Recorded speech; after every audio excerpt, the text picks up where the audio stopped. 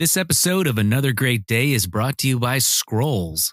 Like a roll, but flatter with less butter. It's Wednesday, February 8th, 2023. I'm Aaron, and this is my co-host, Chris. Hello, I'm Chris. Hey, Chris, we'd like to welcome you back to Another Great Day. I'm glad to be back here on Another Great Day. It's the best. Hey, we're supposed to be doing the podcast, but you should really check this out, okay?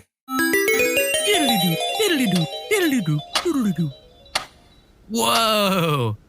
What just happened? Where are we? We are inside a clock. What? Dude, this is gnarly. There are so many moving parts. Yes, this is our new universe. We get to live here now. Do you like it? You can live on those gears, and I can live on those numbers. Isn't it great? Yeah, I guess. I mean, honestly, I'm just wondering, how are we going to get pizza delivered here? We will have plenty of time to figure that out. Good point. I guess I can give up pizza for now anyways. I've been needing to watch my figure. I wouldn't even give it a second thought. You know what? It's time to move on. Well, I hope you enjoyed all those puns. Reason being, it's time to move on to this day in history. Yep, 1879, Sanford Fleming first proposes adopting Universal Standard Time at a meeting of the Royal Canadian Institute. Hence, all of the time puns. Also, living inside of a clock, pretty dangerous place to live. You could get squashed. Or squished. Universal time is the time that we currently live in.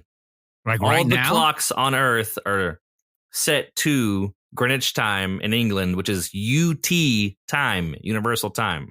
Whoa. So this was first proposed and eventually put into place in the 1880s, 1879. Wow. Thank you, Mr. Fleming. Good job. Now we can all show up to things 15 minutes early or 15 minutes late. Good job. That's everyone. true. Wait a second. Hold on. If we didn't have this standard time and we all didn't, force ourselves to be a part of these rigid time structures, we wouldn't be late or early. We would just be there at some point. We'd be like a wizard, and he never arrives early or late. He arrives specifically when he intends to. We'd be wizards. That's right, Mr. Frodo. Yes. Thank you. Well, speaking of Frodo, this next segment is called the Question of the Day. If you're new to this, we're going to ask a question and encourage you to stop down and answer. If you need a little bit more time, feel free to pause the show and come on right back. All right, today's question is, if you could skip 1 hour once a week, what would you skip? Or if you could repeat 1 hour once a week, what would it be? We'll be right back with our discussion answers.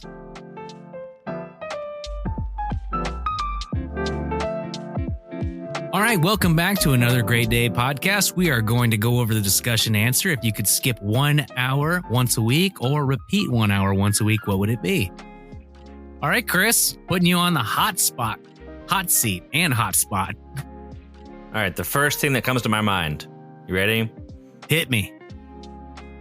In the morning, if I wake up, this is a tangent on me waking up, so this is not good at being repetitive every week.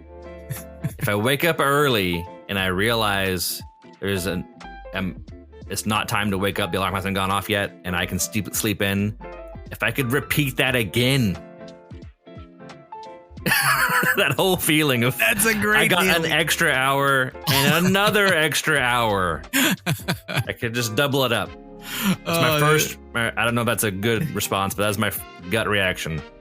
Man, see, I'm thinking I'm going to go practical on this. I would repeat the hour that I'm at the gym because I would get in even better shape. And so I would just do that hour all over again. And then I could eat even more pizza in the evenings. It would be amazing. Is there an hour you would want to skip? most of this stuff, it's funny. The first thing that came to my mind was brushing my teeth. I don't know why. I don't mind brushing my teeth, but I'm just thinking like, it doesn't take me an hour to brush my teeth, but I guess getting ready and fixing my hair, I don't know why. I don't like doing that. I'd rather just skip that whole thing. I was thinking that kind of practical, like if there was a way to skip up to an hour of something, it would be like having to drive a commute. Oh, I was just about to say that. Something mundane that I have to be doing. Yep. But it's not, I mean, I don't know. It's just a thing. I don't want, you know what though? I don't really like skipping because I know it's worth it to experience the things. Yes, there is beauty in the mundane. Duty becomes desire, that whole thing. That story of the ball with the string and you pull the string and time goes faster. That made such an impact on me as a young person. What are you talking about? You never heard the story? Okay, I'm going to jack this up because I wasn't prepared to tell it. But I think in sixth grade. Is this story time with AP? And now, story time with AP. All right, kids, gather around. So in sixth grade, we were told this story about a person who had a magical ball, and they were able to, every time they pulled the string, time would go a little bit faster. So they started skipping mundane things. Then they got in the habit of skipping so much stuff. They got to the end of their life. They were an old person, and they died and realized they had missed out on every single thing in their life. Oh, man. And that made a lasting impact on me. To this day, it's still there in your brain. Here I am. Yep. And that concludes story time with AP. Well, hey, AP, I'm sorry to do this on the air, but you have something in your teeth right there. Oh, yeah. Oh, man. Thank you so much for telling me. That's actually a good friend move. Let me grab my toothpick here. Hang on. Give me a second. Oh, weird. What was that? Is it something from lunch? No, it's just a dad joke.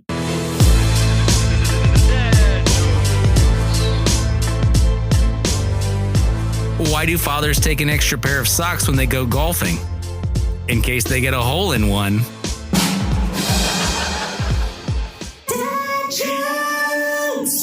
Hey, well, welcome back to another great day. We hope you enjoyed that terrible joke. This part of our show is called the Word of Wisdom. We're going to take a proverb or a wise saying, read it to you, and then give you our take. Let's dive in. Today's word of wisdom comes to us from Proverbs 12:18. Careless words stab like a sword, but wise words bring healing.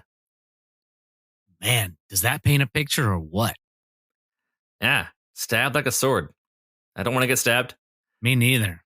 All right, so you're playing with your friends and one of them says something hurtful. Words can hurt. They can hurt your feelings. They can break relationships. But wise words can fix and mend.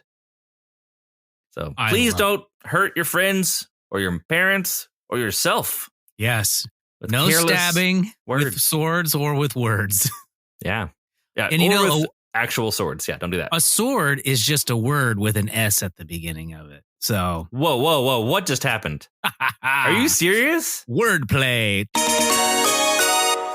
Congratulations. You have just unlocked level 2 of podcasting. Now you can spell. If you spell the word W-O-R-D, and add the S to the front of it, it spells sword. Oh my. Wow. Mm-hmm. Yes, S words.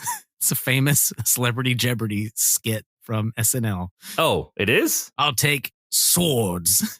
That's S words, Mr. Connery. Okay. Wow. There we go. Yep. In fact, this would be a good time to do a quick plug. Over the coming months, you guys might hear a few guest voices coming in to do the Word of Wisdom. So if you or somebody you know is interested in that, let us know at anothergreatdaypodcast@gmail.com. All right, Chris, hit the music and let's get out of here.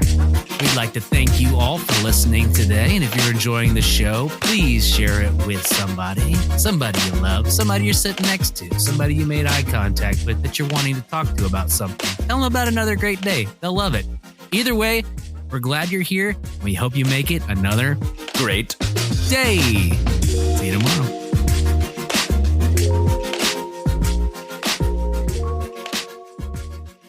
if there was a movie that involved a man, let's say in a natural disaster, and you could put a funny spin on it because he was probably going to die anyways, what do you think you would name that movie?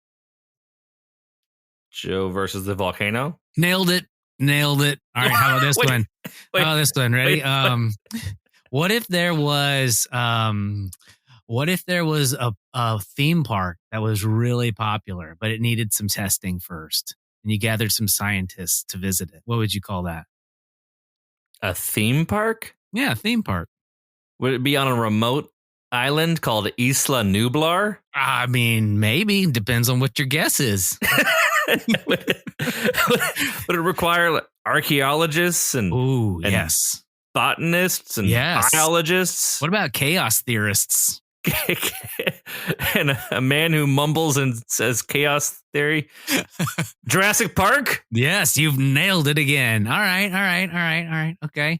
What about this one? What if you knew your life was possibly coming to an end and it was Christmas and someone took over your place of work and you had to figure out a way to get the bad guys out, and it was difficult.